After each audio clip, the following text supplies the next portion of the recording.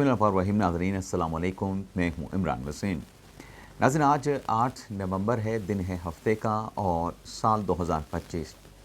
जैसा कि आप जानते हैं कि वज़ीर आज़म शहबाज शरीफ अज़रबैजान के एक दिन के दौरे पे रवाना हुए थे और जो 27वीं आइनी तरमीम पर गुज़िश्ता रोज़ जो इजलास बुलाया गया था वो पाकिस्तान पीपल्स पार्टी की सेंट्रल एग्जीक्यूटिव कमेटी के इजलास की वजह से उसे मुलतवी कर दिया गया था। अब चूँकि पाकिस्तान पीपल्स पार्टी के जो भी 27वीं आइनी तरमीम पे प्रपोज़ल हैं वो सामने आ चुके हैं, किन नुकात पर वो हुकूमत की तजावीज़ के साथ इत्तफ़ाक़ कर रहे हैं, पाकिस्तान पीपल्स पार्टी ने वाज़ेह तौर पे हुकूमत को पैगाम दे दिया है। और ये पैगाम हुकूमत तईं पहुँचने के बाद वज़ीर आज़म शहबाज शरीफ ने आज 10 बजे वफाकी काबीना का इजलास वीडियो लिंक पर बुला लिया है। यानी वज़ीर आज़म पाकिस्तान की वापसी नहीं हुई है पाकिस्तान में, और वहीं से बैठकर वो आज वफाकी काबीना के इजलास की सदारत करेंगे और इस इजलास में 27वीं आइनी तरमीम से मुतल्लिक़ जो काबीना के अरकान हैं उन्हें वज़ीर कानून आज़म नज़ीर तारड़ जो हैं वो ब्रीफ़ करेंगे। और इस काबीना के इजलास में नाज़रीन जो भी फ़ैसला होगा कि पीपल्स पार्टी की प्रपोज़ल को, तजावीज़ को हुकूमत और वफाकी काबीना किस नज़र से देखती है, इस पर तो हम दिन के व्लॉग में डिटेल के साथ हम बात करेंगे। लेकिन इस प्रोग्राम में, इस वीडियो लॉग में आप नाज़रीन को ये बताएंगे कि 27वीं आइनी तरमीम को लेके एक तीर से 3 शिकार कैसे हुए हैं, और फिर 27वीं आइनी तरमीम को लेकर जो बड़े बड़े दावे किए जा रहे थे वो दावे कैसे गलत साबित हुए हैं, वो दावे गलत कैसे निकले हैं, और कल रात जो बड़ी डेवलपमेंट हुई है उस हैपनिंग ने किस किस को बेनकाब और किस किस को जो है वो बदनाम कर दिया है, किस किस के लिए एम्बैरसमेंट जो है वो पैदा हुई है। तो नाज़रीन सबसे पहले तो 27वीं आइनी तरमीम की से मुतल्लिक़ जो तफसीलात हैं उस पर हम बात करेंगे, और फिर जो पाक अफ़गान मुज़ाकरात नाकाम हुए हैं इस नाकामी पर भी हम आगे चल के डिटेल से बात करेंगे, और एक बड़ी गिरफ़्तारी भी अमल में लाई गई है। तो पहली ख़बर से ब्लॉग का आगाज़ करने से पहले आपसे दरख्वास्त करेंगे कि चैनल को सब्सक्राइब कर लें, बेल आइकॉन का बटन प्रेस करें, वीडियो पसंद आए तो इसे लाइक और शेयर ज़रूर कीजिएगा। नाज़रीन जब पहली मरतबा बिलावल भुट्टो ज़रदारी ने एक्स पे पोस्ट करके 27वीं आइनी जो तरमीम की जो प्रपोज़ल थी उसको पब्लिक किया, यह 27वीं आइनी तरमीम की तजावीज़ को बिलावल भुट्टो ज़रदारी पब्लिक डोमेन में लेके आए, पहले दिन से आज के दिन तक आप मेरा कोई भी ब्लॉग निकाल के देख लें जिसमें मैंने 27वीं आइनी तरमीम पे बात की है, मैंने एहतियात का जो दामन है वो हाथ से नहीं छोड़ा है। लेकिन दूसरी तरफ हमने ये देखा कि जैसे ही बिलावल भुट्टो ज़रदारी साहब ने इस बात पे पोस्ट किया है कि 27वीं आइनी तरमीम पे हुकूमत ने, वज़ीर आज़म शहबाज शरीफ ने सदर पाकिस्तान आसिफ अली ज़रदारी के साथ मुशावरत की है, एक तूफ़ान बपा हुआ सोशल मीडिया पे जिसमें न जाने कितने बड़े बड़े जो है वो दावे किए गए। जो मैंने आपसे कुछ देर पहले कहा कि हमने जो एहतियात का दामन नहीं छोड़ा, वो एहतियात का दामन ना छोड़ना क्या था। हम ये कह रहे थे कि ये हुकूमत की तरफ से तैयार की गई तजावीज़ हैं, इस पर हुकूमत इत्तेहादी जमातों के साथ, दीगर सियासी जमातों के साथ मुशावरत करेगी, और फिर जो हतमी जो 27वीं आइनी तरमीम सामने आएगी वो होगी जिसे पार्लियामेंट से मंजूर किया जाएगा, जिसकी पार्लियामेंट अप्रूवल देगी, मंजूरी देगी। लेकिन यहाँ पे हमने ये देखा, जैसा मैंने कहा कि तूफ़ान बपा कर दिया गया, प्रोपोगंडा जो है वो सोशल मीडिया पे किया गया, पूरी कंपेन चलाई गई, फ़ैसले सुना दिए गए। यानी मिसाल के तौर पे कहा गया कि जो मजिस्ट्रेटी निज़ाम बहाल हुकूमत करना चाहती है उसमें यह कहा गया कि हुकूमत इस निज़ाम को बहाल करके जो अपोजिशन से जुड़े जो लोग हैं, अपोजिशन से जुड़े जो लोग हैं और वो सहाफ़ी, वो सोशल मीडिया के एक्टिविस्ट जो हुकूमत को हदफ़े तनकीद बनाते हैं, और ऐसे तज्ज़ियाकार, ऐसे एंकर जो हुकूमत को टारगेट करते हैं, उनके ख़िलाफ़ जो है मजिस्ट्रेटी निज़ाम बहाल करके जो है उनका घेरा जो है वो तंग किया जाएगा। उनको 2-2 साल के लिए जेलों में डाल दिया जाएगा। उनको मतलब कहा गया कि 3 माह के लिए तो सिर्फ एमपीओ में गिरफ़्तार कर सकते हैं, अब मजिस्ट्रेटी निज़ाम बहाल करके ये जिसको मर्ज़ी चाहे जितने साल के लिए जेल में डाल दें। और फिर आर्टिकल 243 पे क्या प्रोपोगंडा हुआ कि इससे जमहूरियत का बेड़ा गर्क हो जाएगा, हुकूमत अपने हाथ काट के जमहूरियत को जो है वो दफन करने जा रही है।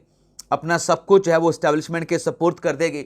और इन तमाम बातों से बढ़ के जो एक अहम बात की गई कि इस तरमीम के ज़रिए हुकूमत करने ये जा रही है, बल्कि ये कह दिया गया ब्लॉग्स में कि हुकूमत ने कर दिया। ये अभी पार्लियामेंट से तरमीम मंजूर नहीं हुई, बल्कि ये कह दिया गया कि अब जो इस्लामाबाद हाई कोर्ट के जजेस हैं उन्हें बग़ैर कंसेंट के जो है बलूचिस्तान हाई कोर्ट में ट्रांसफ़र कर दिया जाएगा, या केपी हाई कोर्ट अपना पेशावर हाई कोर्ट में ट्रांसफ़र कर दिया जाएगा। और बल्कि सिर्फ ट्रांसफ़र का नहीं कहा गया, बल्कि यहाँ तक जो है जो अगला काम किसी हाई कोर्ट का है वहाँ का भी फैसला सुना दिया गया कि ये जो हाई कोर्ट के जजेस ट्रांसफ़र होकर किसी और हाई कोर्ट में जाएंगे, उन्हें उस हाई कोर्ट का जो दूर दराज इलाके का जो बेंच होगा, यानी बलूचिस्तान हाई कोर्ट का जो जैकबाबाद का बेंच है, मेरे ख्याल है अगर मैं गलत नहीं हूँ, तो वहाँ पे जो है उसको ट्रांसफ़र कर दिया जाएगा। वहाँ पे उसका बेंच बनेगा, वहाँ पर बैठ के वो मुकदमात की समाअत करेगा। और यहाँ पे कहा गया कि जो पेशावर में है उसको सवात में भिजवा दिया जाएगा, जिसको सिंध भेजा जाएगा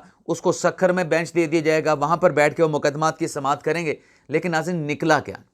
जो मैंने ये कहा कि हम एहतियात से काम ले रहे थे, हम ये कह रहे थे कि ये प्रपोज़ल है, इसमें तब्दीली आ सकती है, इसमें चेंजिंग आ सकती है। अब जो पीपल्स पार्टी की मरकज़ी मजलिस आमला का जो नतीजा, जो आउटकम सामने आया है, उसने ऐसे तमाम चेहरों को, ऐसे तमाम किरदारों को, ऐसी तमाम शक्लों को बेनकाब कर दिया है। और वो मैं दावे के साथ कह रहा हूँ कि वो अपने दावों पर अभी भी शर्मिंदा नहीं होंगे कि हम क्या कह रहे थे। अभी तो ये पार्लियामेंट से मंजूर भी नहीं हुई, बल्कि पाकिस्तान पीपल्स पार्टी ने तो सिर्फ 3 बातों पे हुकूमत के साथ इत्तफाक किया है।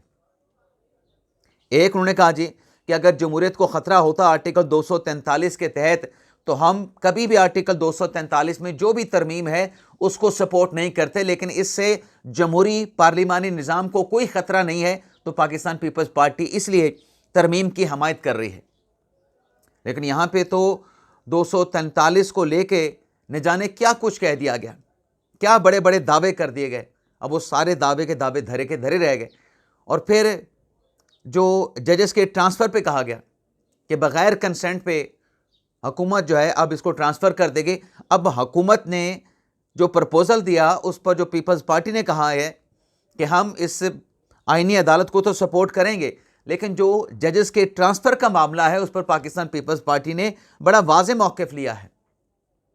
यानी आप अंदाज़ा कर लें कि जब हुकूमत के प्रपोज़ल सामने आए, तो उन प्रपोज़ल के सामने आने के बाद वो तमाम किरदार, वो तमाम चेहरे, जब सरफराज डोगर साहब का तबादला हुआ, जब जस्टिस खादिम हुसैन साहब का ट्रांसफ़र हुआ, जब जस्टिस आसिफ खान का ट्रांसफ़र इस्लामाबाद हाई कोर्ट में हुआ, तब उसको कहा गया कि बदनीयती की बुनियाद पे ट्रांसफ़र किया गया है।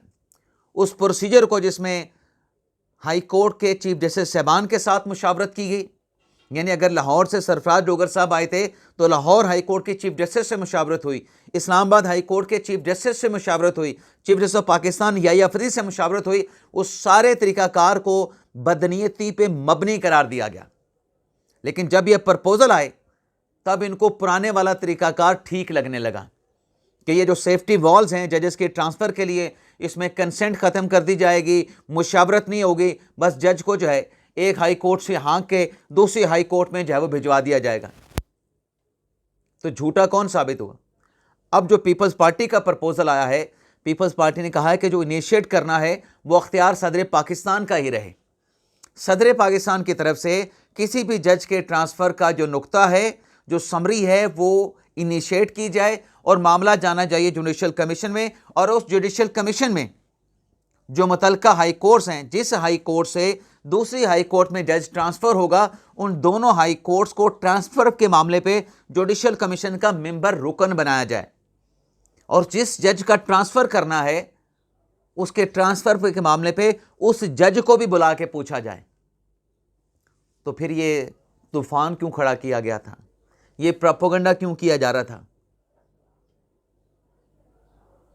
मतलब आप ये देखें कि पाकिस्तान पीपल्स पार्टी ने जो अप्रूवल, वैसे तो मौलाना फजल रहमान साहब ने भी कह दिया है कि हम भी आर्टिकल 243 पे, अगर इससे हमारी सियासत, हमारी जमहूरियत को ख़तरा ना हुआ और ये सिर्फ इदारे के इंतज़ामी अमूर में बेहतरी के लिए है, तो मौलाना साहब भी कह चुके हम इसको सपोर्ट करेंगे। मौलाना साहब को बिलावल भुट्टो ज़रदारी ने, पीपल्स पार्टी ने अपने पास कराची में आने की दावत भी दे दी है। MNA अब्दुल कादिर बलोच के पटेल के बेटे की शादी है, वहाँ पे मौलाना फजल रहमान साहब ने कराची जाना है, तो वो पीपल्स पार्टी के क़यादत के साथ भी मुलाकात करेंगे। इन चेहरों को नाज़रीन आपने पहचानना है, जो चाहे एक्स पे मौजूद हैं, चाहे यूट्यूब चैनल पे मौजूद हैं। और जहाँ तक NFC का मामला है, उस पर भी पाकिस्तान पीपल्स पार्टी ने हुकूमत को रास्ता दिया है। क्या रास्ता दिया है? पीपल्स पार्टी ने यह कहा है कि हम आर्टिकल 160 में तो किसी प्रपोजल को नहीं मानते, लेकिन जो वफाक की फाइनेंशियल कंस्ट्रेंट्स हैं उस पर मुश्तरका मफादात कौंसिल में बात की जा सकती है। कर्जे अगर हैं, दिफा का कोई खर्चा है, तो उस मद में तरीकाकार के मुताबिक बैठ के बातचीत करके सूबों से कोई रकम ली जा सकती है। सूबे जो हैं वफाक को सपोर्ट कर सकते हैं माली तौर पे। और जब ऐसे किरदारों के खिलाफ, ऐसे एलिमेंट्स के खिलाफ, ऐसी शक्लों के खिलाफ कार्रवाई होती है, फिर ये मासूम बन जाते हैं। मासूम तो ये हमेशा से रहते हैं। और माजरत के साथ मैंने एक और व्लॉग में भी बात की थी कि हम जो कुछ बता रहे होते हैं ना, ये हम घाटे का सौदा कर रहे होते हैं। हमें हमारे ऊपर लिफाफे का इल्ज़ाम लगे, हमारे ऊपर न जाने कौन सा इल्ज़ाम लगे, अगर इतने ही हम किसी के लाडले हों, तो ये सोशल मीडिया पे ये जो हकाइक हम आपके सामने रखते हैं, इससे क्या मिलता है हमें? नाज़रीन, कुछ भी नहीं मिलता। ठीक है, चैनल मोनेटाइज है, लेकिन जो फाइनेंशियल हमारे बेनिफिट्स इस चैनल के साथ अटैच हैं, वो इतने नहीं जितने प्रोपेगेंडे करने वालों के हैं। मैं सच और हकीकत बात बता रहा हूं। ना हमारे पास कोई ओहदा, ना हमारे ऊपर किसी का हाथ। जेन्युइन बात करते हैं, अपने दिल से बात करते हैं, हकायक आप तक पहुंचाते हैं। किसी ने मानना है, किसी ने एक्सेप्ट करना है, वो उसकी मर्जी की बात है, हमारे साथ इख्तलाफ कर सकता है। अब आज काबीना के इजलास के बाद जो भी सूरत हाल बनेगी वो आपके सामने रख देंगे। 12:30 बजे सेनेट का इजलास होना है और एक्सपेक्टेड है कि आज ही ये मुसवदा काबीना के इजलास से अप्रूवल के बाद फिर सेनेट में पेश कर दिया जाएगा, पार्लिमानी कमेटी में चला जाएगा। और पीपल अपने तहरीक इंसाफ के पास मौका है कि वो मुशावरत के प्रोसेस में शामिल हो जाए। बेशक इन तरमीम को ना माने, लेकिन बैठ के सुन तो लें, बैठ के अपनी बात करें तो सही, जो मुश्तरका पार्लिमानी कमेटी बननी है।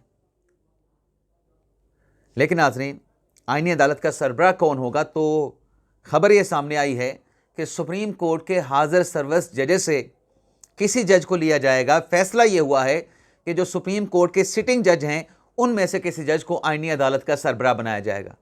तो फिर पीछे नाम 2 से 3 रह जाते हैं, एक याह्या फरीद साहब का, अमीनुद्दीन खान साहब का।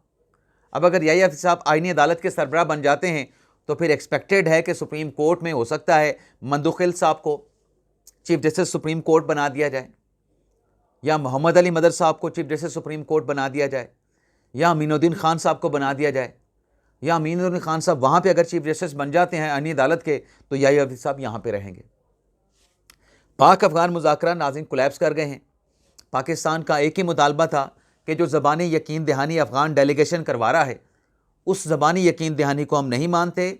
दहशत गर्दी के मामले पे किसी किस्म का कंप्रोमाइज़ नहीं होगा।